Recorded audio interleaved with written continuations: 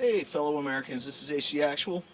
If you don't know who I am, I became an independent journalist right after President Trump rode the escalator down, and I realized that our mass media, legacy media, mainstream media was a joke, that it was nothing but propaganda.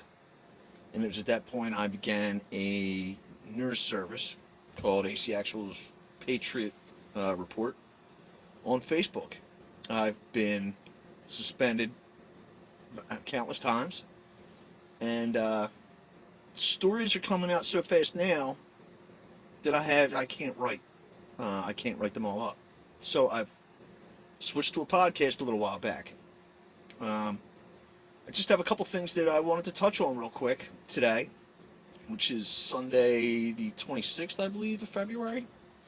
Um, just to give you a little bit more background on me, I had met with a retired military intelligence officer about a year ago. He provided me with a skill set on how to obtain open source intelligence, how to confirm, quantify this intelligence, and link it to current events. I've been collecting that information for a year now, and honestly, anybody that is on top of it, just paying attention to everyday events, would be terrified. You should be terrified. Um, where are we? Really, it's simple. It's boiled down to the point where you have the World Economic Forum is taking over the government, all of the governments. We're living in a time of extreme fascism. The corporations seem to have teamed up with our elites in the government and are controlling what's happening.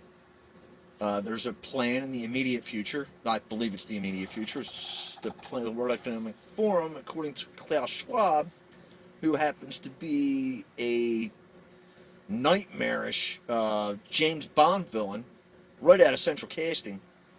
He seems to say that it's 2030, although, honestly, it seems to me as if everything's been sped up quite a bit. I'm going to get into that in my next podcast, but where we are right now, and that is, I believe that we're at the point of good versus evil. We're beyond Republican and Democrat. Um, if you voted for Joe Biden, curse you. You should have done your homework. You should have been awake. But we're past that. You need to wake up. Everybody needs to wake up.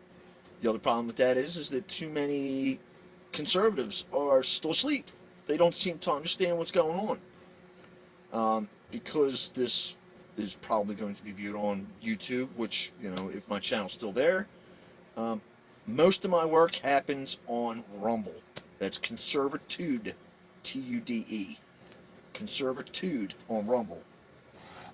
It's ACActual on YouTube, but I don't expect to be there very much longer because of the vaccines. If you know anything about the vaccines, come on, start paying attention. Just to get beyond that a little bit, you have, why am I doing this? I don't want to do this. I have zero interest in being in front of this camera. Zero. But I'm a father. I don't see a choice. I am going to leave my country, my son. I'm going to leave my son with the same freedoms that I had growing up. Whether that cost me my life or I've already lost everything. So I have my life to give. If that's what it takes, I'm willing to give it. As well as I'm sure millions of more Americans are in the same suit as me and are willing to give the same thing. So to our government, knock it off. We're coming.